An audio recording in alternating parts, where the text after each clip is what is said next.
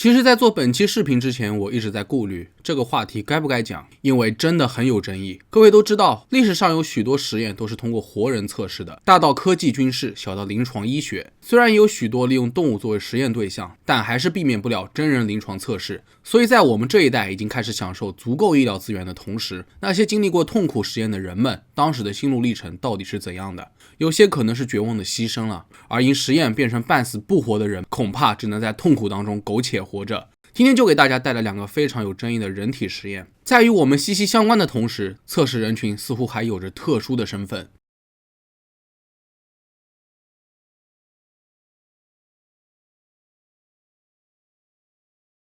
在20世纪30、40年代，大多数国家都是不存在牙科治疗的，牙齿烂了直接就拔掉好了，哪有什么补牙戴牙套的方案？当时的瑞典医生发现，牙齿变黑的人实在是太多了，在应征入伍的士兵当中，几乎每个人都有蛀牙，即使只有3岁大的孩子，蛀牙率也高达83%。很显然，牙齿功能在严重衰退。起初有人推测，瑞典是不是正在流行一种蛀牙病，甚至可能像肺结核那样难以救治。现在咱们听着是很荒谬的，但在那个时候，有关于牙科保险的知识非常贫瘠，而且不光是瑞典，在美国这种现象也是特别普遍的，以至于那些参加1战、2战的新兵被要求必须有6颗完整的牙齿才有资格入伍。为了探索蛀牙问题，瑞典的研究人员也出现了分歧，有人觉得蛀牙是一种潜在的疾病，而有人则认为这是饮食造成的。不过这蛀牙流行病似乎特别眷顾某一群体，那就是住在特殊医院的智障人士，他们的蛀牙情况反倒是少了很多。很快人们意识到糖果这种东西非常的可疑，因为当时由于贫困，医院没有办法给他们提供糖果等甜食，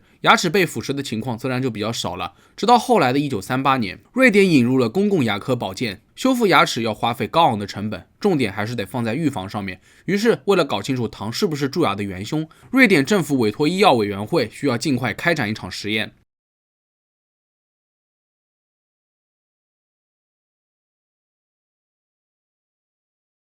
维佩霍尔姆是一家来自瑞典隆德郊外的医院，里面收留了全瑞典最需要护理的人，那就是一群智力障碍者。起初维佩霍尔姆医院只有650人，后来因为实验需要，又从全国各地的医院招募了许多智障人士，总人数达到了1000人。据了解，他们的平均寿命很低，虽然真实年龄在15到70岁不等，但心理年龄大概只维持在幼儿、学龄前儿童的水准。一直以来，这家医院给人的感觉就特别的阴森恐怖。据说有些病人会在大厅里面跑来跑去，根本就不受控制。相反，还有一部分人则死气沉沉地躺在床上，一躺就是一整天。不过，对于负责实验的研究人员来说，维佩霍尔姆医院是再适合不过的实验点了。一方面，这次的蛀牙实验，受试者至少要1000人以上。医院的人员数量完全足够，且方便集中管理。另一方面，在这之前的实验对象大多都会选择用囚犯，可是经常会遇到中途出狱或者不配合的情况，严重影响实验进度。显然，这些都不会发生在这个医院里面的人身上。最重要的是，没人会为他们提出异议。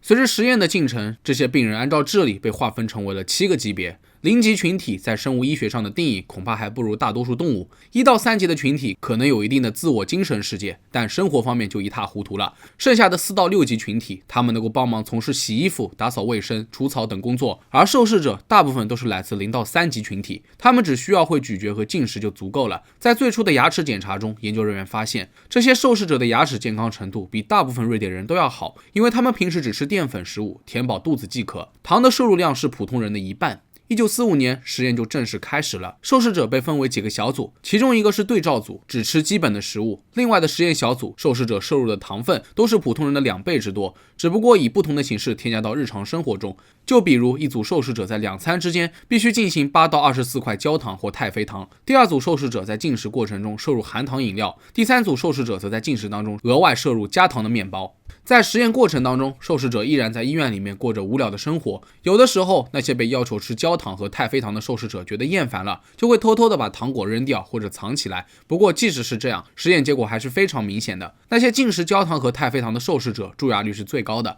这里有一个细节，就是这些糖实际上是特制的，它比普通的糖果更加容易粘牙，受试者不得不长时间的咀嚼才能咽下去，而且研究人员也刻意让他们不要刷牙。这样下来，糖就会充分粘在牙齿表面。根据数据显示，该组中大约有10人的牙痛次数超过了10次，多的超过了17次，另外还有50人的牙痛次数在6次左右。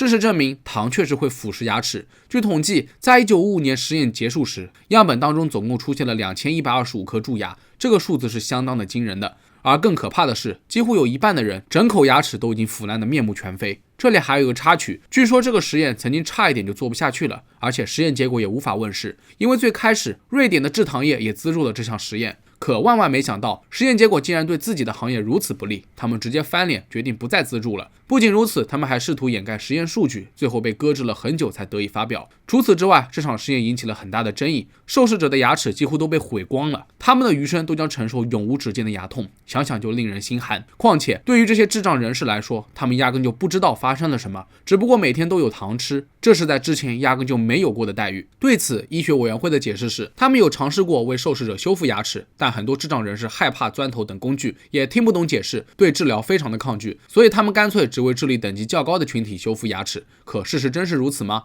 据了解，所谓的修复牙齿，大部分就只是直接拔掉了而已。然而，即便受试者能够得到正规的牙科治疗，研究人员还忽略了非常重要的一点，那就是根本就没有得到患者本人或者其家属的同意。这实际上是违背伦理的，更何况研究人员也没有事先检查受试者的身体情况。如果受试者身患糖尿病，那这样长期的高糖饮食无疑会使患者的病情雪上加霜，严重恶化。相反，抛开对受试者的影响，维佩霍尔姆实验的结果使瑞典国内外都大大受益。人们终于知道糖对牙齿的危害是立竿见影的，要想牙不疼，预防远比治疗更加的重要。在实验过后，瑞典医学委员会是提出了一周只吃一次糖果的想法，也正因如此，瑞典开始盛行周六糖果日的传统，人们只在这一天吃糖，大大减少了蛀牙的可能。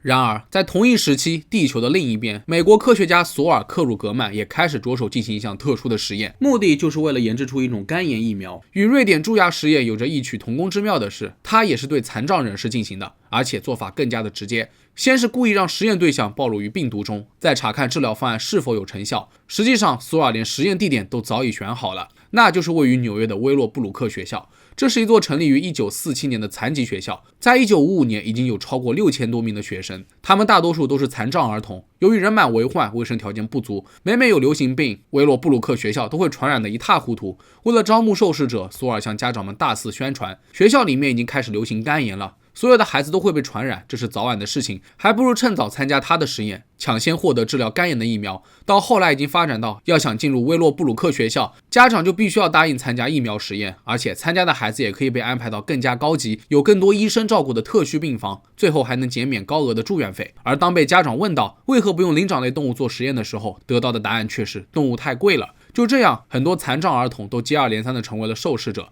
他们吃下了混合着肝炎病毒的食物，并且在校园里面大肆传播，整座学校大约有90%的孩子都患上了肝炎，他们眼睛开始发黄，还伴随着呕吐、恶心的症状，到后来甚至都无法进食。在此过程中，索尔观察到了孩子们需要多久才会表现出症状，让他们康复后再观察第二次感染的情况。他想知道疫苗在孩子体内产生的免疫力能维持多久，可最终有很多孩子都没能扛住，不幸去世。1972年，当时纽约电视台的一名记者杰拉尔多·里维拉偷偷地溜进了学校，试图揭露这一真相。他找到了曾经是该校校医的迈克尔·威尔金斯。据他透露，在实验期间，威洛布鲁克学校的条件非常糟糕。他永远都记得那些孩子赤身裸体，身上沾满了自己的排泄物，还不停地拿头撞墙，让人非常的心痛。最终，这次实验导致了800多名残障儿童付出了生命的代价，更不要说那些留下严重后遗症的儿童，更是数不胜数。没想到肝炎疫苗这一伟大的发明，竟然是建立在道德边界的人体实验之上。正因如此，索尔被尊称为肝炎疫苗之父的同时，也一直饱受争议。其实想想就令人后怕，无法想象这些孩子在实验过程当中有多么的无助。更可悲的是，没人知道那些参与实验幸存下来的残障人士后来过得怎么样。虽说很多时候医学的进步就是建立在许多伦理道德之上的，这也是没有办法的办法。也许当时有许多难言之隐，只希望之后的医学发展能够减少此类事情的发生。事已至此，后来的人们都得益于前人的研究结果，也不枉费这个特殊群体的牺牲。所以不管怎么样，大家永远都不要忘记，除了医生和研究人员之外，历史上还有这么一个特殊的群体，也曾为世界医学做出巨大的贡献。我们无法改变过去，那就请牢记于心吧。那好了，本期视频到这就结束了。如果觉得视频做得还不错的话，也别忘了点赞、收藏和投币。我是正正，咱们下期视频再见吧。